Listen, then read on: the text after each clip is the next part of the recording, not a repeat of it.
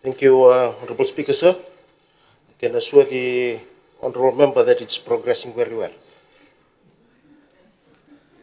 And the matter of Fiji's container deposit, CDR, is one of the long-awaited decisive leadership and political will, both which this government continues to bring to the table. The coalition government, under the instruction of the Honourable Prime Minister himself, during the Global Recycling Day celebration on 18th March 2024, has placed a renewed priority on finalizing and implementing the CDR. This is part of a broader shift towards a circular economy, where waste is created as a source rather than a burden. Since March 2024, as I've alluded to, Honourable Speaker, sir, the Ministry has revived and accelerated this initiative. We have met with the 8 major beverages companies who proposed a voluntary buyback scheme. While such voluntary arrangements are commendable, they remain inadequate because national environmental responsibility cannot be optional or left to the goodwill alone.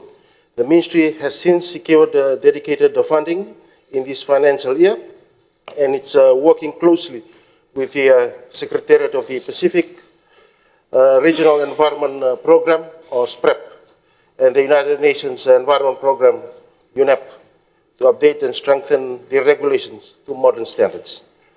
Mr. Speaker, sir, to progress the technical and regulatory framework, the Ministry will soon engage serious business, a firm that successfully supported Vanuatu, Solomon Islands, and Palau in establishing their own container deposit and product stewardship schemes. This work will be funded under the Jeff Island specific project, which the Ministry secured through strong international partnership, reflecting renewed confidence in Fiji's environmental leadership.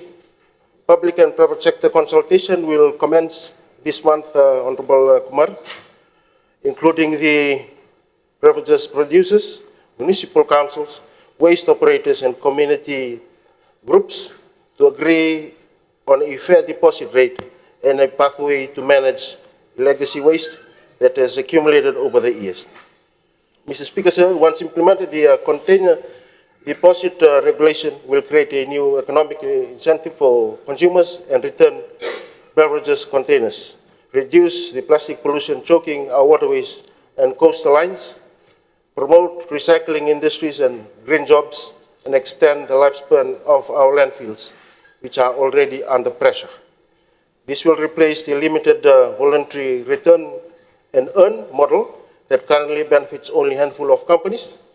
Under the new regulation, participation and payment of deposits will be mandatory, a level playing field for all. Unlike the past approach, this government will not allow industry resistance to stall the process any further. My Ministry has made it clear to the importers and those who have large reliance on plastic products to have a moral and legal duty to manage its end-of-life impacts.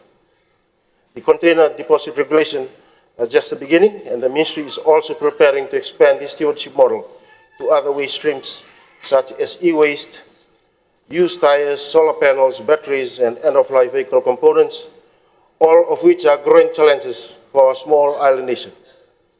By addressing these issues through a clear regulatory framework, we move from a take, make, dispose system to one where every product's life cycle is responsibly managed. In our Thank the Minister.